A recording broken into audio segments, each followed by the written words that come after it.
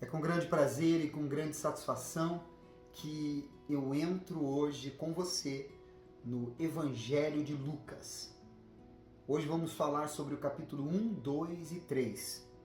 E sempre quando iniciamos um livro, falamos sobre quem escreveu esse livro, para quem e por que foi escrito, quando foi escrito e por que ler e o que buscar nesse livro.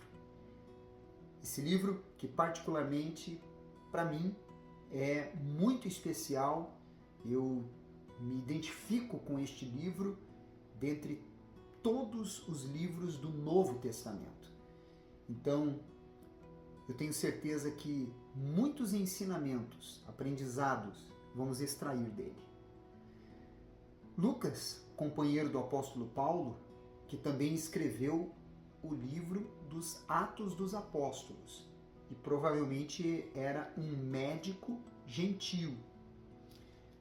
Lucas escreveu a Teófilo, provavelmente um gentil que acabara de se converter ou alguém que procurava aprender acerca de Cristo. Teófilo significava amigo de Deus, o que leva alguns a pensar que o livro foi escrito a todas as pessoas que amavam a Deus. Lucas esperava que Teófilo e outros leitores aprendessem que o amor de Deus ultrapassa os judeus e alcança o mundo inteiro. Possivelmente foi escrito entre 58 a 63 depois de Cristo. Embora para alguns a composição do livro tenha ocorrido 15 a 20 anos mais tarde. E será que ele apresenta algo que não se encontra nos demais evangelhos? Sim, e muito. Assim como a testemunha em juízo faz mais do que confirmar a história de outra testemunha, Lucas amplia a história de Jesus. Você encontrará novas informações em Lucas e verá Jesus de um novo ângulo.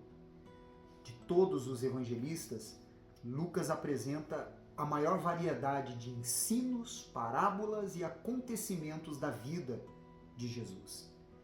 Observe a maneira como Lucas pormenoriza ainda mais os relatos de Mateus e de Marcos. Você encontrará novas informações, mais histórias sobre o nascimento de Jesus, por exemplo, e a parábola do bom samaritano. Também verá a perspectiva do próprio Lucas nos episódios que registrou. Por exemplo, nas histórias que demonstram o interesse de Jesus pelo mundo não judeu e pelos pobres. No capítulo 1, no versículo 1 ao 4, a palavra de Deus já nos mostra quem era, naquela situação, Lucas. Visto que muito houve que empreenderam uma narração coordenada dos fatos entre nós se realizaram, conforme nos transmitiram os que desde o princípio foram deles testemunhas oculares e ministros da palavra. Igualmente a mim, me pareceu bem, depois de acurada investigação de tudo desde sua origem, dar-te por escrito, excelentíssimo Teófilo, uma exposição em ordem para que tenhas plena certeza das verdades que foste instruído. Por Lucas não ter sido uma testemunha ocular de Jesus, tal como os 12 apóstolos foram, então ele se aprofundou em pesquisar, estudar, buscar informações dos que foram testemunhas oculares do Senhor Jesus. Essa é uma atitude que a fé bíblica nos ensina. Não falar ou chegar a conclusões ou tomar atitudes sem antes ter convicção de todos os fatos. Isso é inteligente. No versículo 11 ao 13 deste capítulo, acontece o momento das predições referentes ao primo de Jesus, João Batista. A palavra de Deus diz assim no versículo 11: E eis que lhe apareceu um anjo do Senhor em pé à direita do altar do incenso. Vendo Zacarias, turbou-se e apoderou-se dele o temor.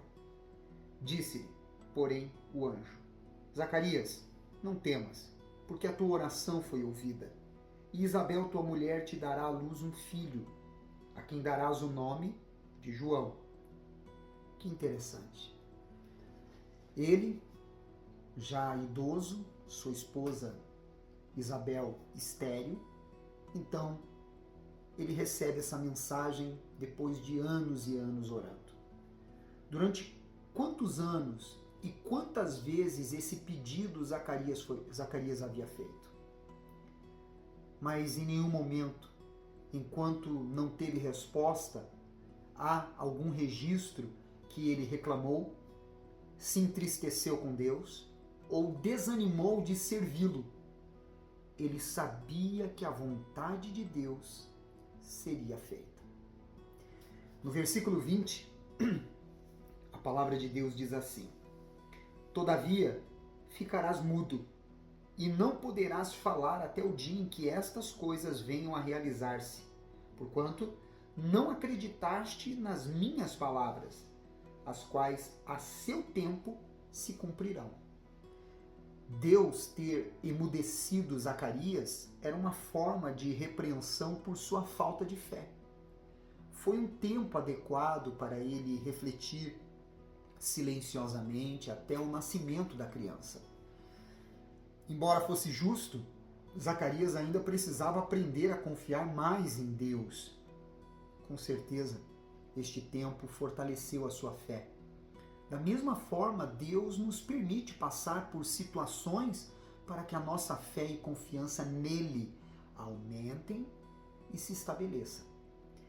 No versículo 37 e 38, quando foi predito o nascimento de Jesus pelo anjo Gabriel a Maria, então ele diz no final da conversa com ela assim: porque para Deus não haverá impossíveis em todas as suas promessas. Então disse Maria: aqui está a serva do Senhor, que se cumpra em mim conforme a tua palavra. Que o anjo se ausentou dela. A magnífica obra de Deus em nossas vidas pode, em certas ocasiões, parecer algo impossível. Mas Deus tem um compromisso com a sua palavra, por isso suas promessas, elas não falham. O que devemos é, como Maria, nos colocar totalmente à disposição para que Deus possa cumprir em nós e através de nós o seu propósito. No capítulo 2, do versículo 14, quando a palavra de Deus mostra o momento em que os anjos e os pastores, eles se comunicaram, sabendo que o Senhor Jesus havia nascido.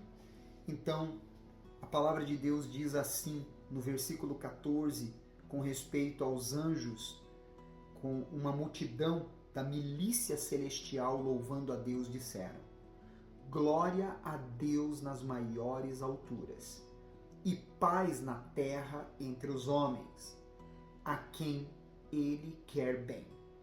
Observou esse detalhe? Deus não quer nosso mal. Todo o mal que se revela aos homens, Deus não tem nenhuma responsabilidade e nada a ver com isso.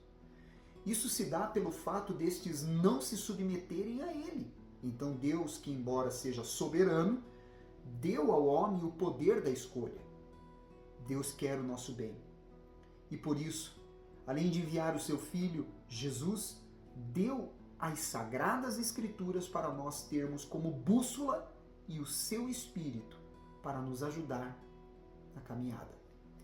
No versículo 21 ao 24 e no 39 deste mesmo capítulo, quando a palavra de Deus fala sobre todo o processo de cerimônias que foram realizadas em Jesus e em Maria, a palavra de Deus diz no versículo 21 ao 24 assim: completados 8 dias para ser circuncidado, o menino deram-lhe o nome de Jesus, como lhe chamara o anjo, antes de ser concebido. Passados os dias da purificação deles, segundo a lei de Moisés, levaram-no a Jerusalém para o apresentarem ao Senhor, conforme o que está escrito na lei do Senhor. Todo primogênito ao Senhor será consagrado.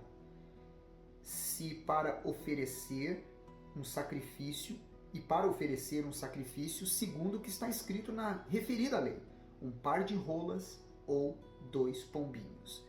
E aí no versículo 39 diz: cumpridas todas as ordenanças segundo a lei do Senhor, voltaram para a Galiléia, para a sua cidade de Nazaré.